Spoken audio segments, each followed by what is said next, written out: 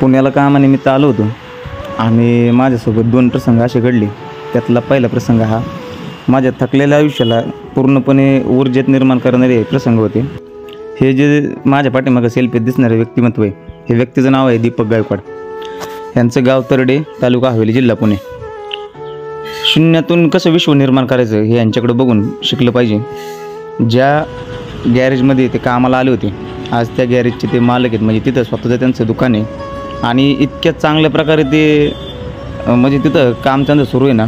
आणि पुन्हा जुन्या सेकंड गाड्या विकणे वगैरे हे असं ते कामं करतात। आणि गॅरेज काम तर त्यांच्या फक्त कामाच्या जोरावर त्यांनी एवढं नाव कमावलं आणि आज अक्षरशः गॅरेजमध्ये गाड्यांची कमी नसते, म्हणजे कामाची कमी नाही, त्यांची म्हणजे इमानदारी आणि त्यांचं कष्ट आज त्यांना इथपर्यंत पोहोचवलं।